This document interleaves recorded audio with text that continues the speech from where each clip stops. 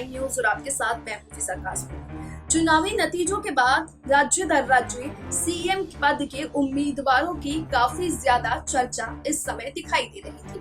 हाल ही के दिनों में पश्चिम बंगाल में मुख्यमंत्री पद की शपथ ममता बनर्जी ने ली और मंत्रिमंडल में विस्तार की नियुक्तियों को लेकर भी अब काफी ज्यादा चर्चाएं बंगाल में है।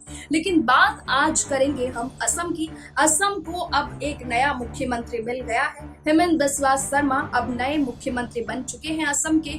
लेकिन हेमंत बिस्वा शर्मा जब राजनीति में कांग्रेस पार्टी में हुआ करते थे तो उनका क्या था गांधी परिवार से कनेक्शन, और क्या राहुल गांधी के करीबी रहते हुए आखिर क्यों छोड़ी थी उन्होंने कांग्रेस, क्या रही है, कैसी रही है हेमंत बिस्वा के राजनीतिक करियर की ये पूरी कहानी और ये पूरा सफर इस रिपोर्ट में देखिए।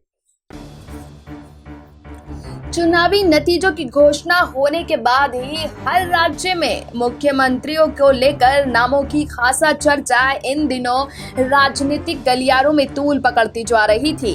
पश्चिम बंगाल में जैसे ही मुख्यमंत्री पद की शपथ ममता बनर्जी ने ली, उसके बाद राजनीतिक गलियारों में असम काफी ज्यादा सुर्खियां बटोरने लगा। मोदी और शाह की जोड़ी किस नाम पर मुहर लगाएगी, इस बात का इंतजार असम की जनता के साथ साथ कई और राज्यों में भी देखने को मिला। दरअसल असम की सियासत का एक ऐसा चेहरा जो हमेशा चर्चा में रहता है, कभी अपने बेबाक बोल से तो कभी विवादों को हवा देने वाले बयानों से, लेकिन इस बार वजह कुछ और रही है। बात हो रही है यहाँ हेमंत बिस्वा शर्मा की। पहले अटकलों का बाजार गर्म रहा, बाद में ऐलान हो गया कि हेमंत ही असम के अगले मुख्यमंत्री बनने जा रहे हैं। हेमंत के असम के सत्ता के शीर्ष पर काबिज होने को महज औपचारिकता माना जा रहा है। हेमंत ने छात्र जीवन में ही राजनीति का कहकारा सीखा और सियासत में आते ही छा गए थे। हेमंत बिस्वा शर्मा साल 1991 और 1992 में गुवाहाटी के कॉटन कॉलेज यूनियन सोसाइटी के जनरल सेक्रेटरी रह चुके थे। हेमंत 2001 के विधानसभा चुनाव में असम की जालूकबारी सीट से पहली बार चुनावी मैदान में उतरे और जीत भी उन्होंने हासिल की। पहली बार विधानसभा पहुंचे हेमंत को तरुण गोगोई ने कैबिनेट मंत्री बना दिया। 20 साल से हर सरकार में रहे हैं हेमंत बिस्वा।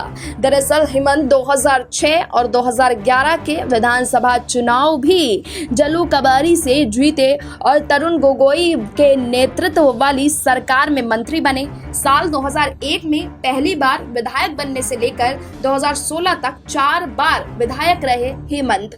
चारों बार सरकार में कैबिनेट मंत्री का दर्जा भी उन्हें सौंपा गया। साल 2011 के विधानसभा चुनाव में कांग्रेस की बड़ी जीत के पीछे हेमंत की बड़ी भूमिका मानी जाती है। साल 2014 में हेमंत की सीएम तरुण गोगोई से अनबन शुरू हुई।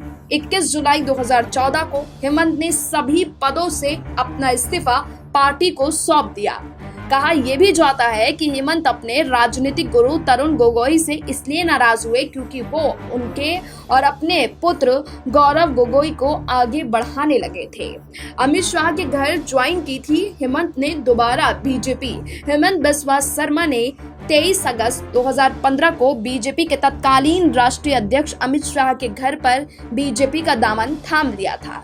बीजेपी ने साल 2016 के विधानसभा चुनाव के लिए हेमंत को संयोजक बना दिया और उसके बाद जो हुआ वो इतिहास है। बीजेपी ने तरुण गोगोई की सरकार को उखाड़ फेंका। बीजेपी ने अकेले दम पर यानी 60 विधानसभा सीटें जीती और कांग्रेस पार्टी महज 26 सीटों पर सिमट कर रह गई। बीजेपी के इस जीत में भी असम की सियासत में रचे बचे हेमंत बिस्वा शर्मा का बड़ा रोल माना जाता है। गुवाहाटी के गांधी बस्ती बलूबरी में 1 फरवरी 1969 को जन्मे हेमंत बिस्वा शर्मा ने कामरूप अकेडमी से स्कूली पढ़ाई की और साल 1995 में आगे की पढ़ाई के लिए कॉटन कॉलेज गुवाहाटी में दाखिला ले लिया था।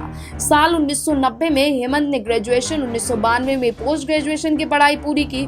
हेमंत ने सरकारी लॉ कॉलेज से LLB किया और गुवाहाटी कॉलेज से PhD की उपाधि हासिल की।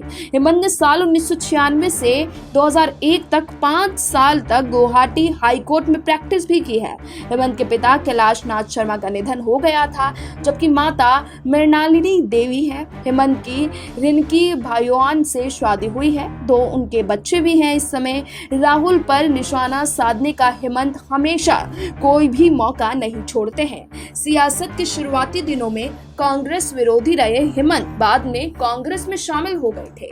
वो कांग्रेस के पूर्व राष्ट्रीय अध्यक्ष राहुल गांधी पर निशाना साधने का कोई मौका नहीं छोड़ते नजर आते हैं। साल 2016 में हेमंत ने दावा किया था कि राहुल गांधी ने नेताओं से बात करने की अपेक्षा अपने कुत्तों के साथ खेलना ज्यादा पसंद करते हैं। उन्होंने एक इंटरव्यू में कहा था कि हम असम में घुसपैठ के खिलाफ थे। हेमंत ने कहा था कि कांग्रेस भी यही चाहती थी, लेकिन राहुल गांधी का झुकाव यूडीएफ की ओर होने लगा था और ये बढ़ता रहा। हम बीजेपी में हूँ तब भी घुसपैठ के खिलाफ हूँ, मैंने कोर चीजें छोड़ी नहीं। हाल ही में एक इंटरव्यू के दौरान कहा था, जब राहुल गांधी कांग्रेस का चेहरा रहेंगे तब तक बीजेपी को इसका फायदा मिलता रहेगा। हेमंत बिस्वा लगातार राजनीति में होते हुए कांग्रेस पर निशाना साधते आए हैं, लेकिन कांग्रेस से बीजेपी में आने तक का सफर हेमंत बिस्वा का काफी अनोखा और काफी दिलचस्प रहा है। इससे पहले हेमंत बिस्वा जब कांग्रेस में हुआ करते थे तो बीजेपी के लिए काफी ज्यादा मुश्किलें वो खड़ी किया करते थे। इससे पहले हेमंत बिस्वा शर्मा ने असम विधानसभा चुनाव के दौरान इनके इंटरव्यू के दौरान कहा था कि मास्क की कोई जरूरत नहीं है, केंद्र सरकार अपना निर्देश दे, लेकिन असम के विषय में बात करें तो यहाँ कोरोना नहीं है। उन्होंने ये कहा था कि बेकार का पैनिक क्यों क्रिएट करें, जब होगा तब बता दूंगा लोगों की, आज उसे मास्क पहनो। इस बयान को लेकर हेमंत की खूब आलोचना भी हुई थी। असम की सियासत के कद्दावर हेमंत की गिनती उन चंद नेताओं में होती है जिनकी दाद विरोधी भी देते हैं। अभी कुछ दिन पहले ही एक इंटरव्यू के दौरान कांग्रेस की गठबंधन सहयोगी रही यूडीएफ के बदरुद्दीन अजमल ने भी हेमंत की दाद देते हुए कहा था कि उस आदमी में कोई तो खास बात है, कांग्रेस की सरकार में भी मंत्री रहा और बीजेपी की सरकार में भी मंत्री है। उन्होंने कहा कि हेमंत के पास जो भी जाता है खाली हाथ नहीं लौटता है, वो दोस्तों का दोस्त है और दुश्मनों का दुश्मन। लेकिन अब देखना होगा कि हेमंत बिस्वा शर्मा आने वाली राजनीति में कौन सा नया मोड़ लेकर आते हैं और असम की सत्ता को कितना बदल पाते हैं। लेकिन अब देखना होगा कि बीजेपी का ये दांव आने वाले समय में कितना कारगर साबित होता है। लेकिन अब देखना होगा कि हेमंत बिस्वा शर्मा आने वाली राजनीति में असम को क्या कोई नई रूपरेखा दे पाते हैं, और नरेंद्र मोदी और अमित शाह ने जिस तरीके का दांव चला है असम की राजनीति में, वो कितना कारगर हेमंत बिस्वा शर्मा कामयाब कर पाते हैं और बीजेपी एक नए शिखर पर कहां तक पहुंच पाती है। फिलहाल ये तो आने वाले समय में और हेमंत बिस्वा शर्मा की आने वाली राजनीति से ही बयां हो पाएगा। फिलहाल दीजिए इजाजत, अभी के लिए इतना ही, लेकिन देश और दुनिया की तमाम बाकी खबरों के लिए आप जुड़े रहिए SPN9 न्यूज के साथ।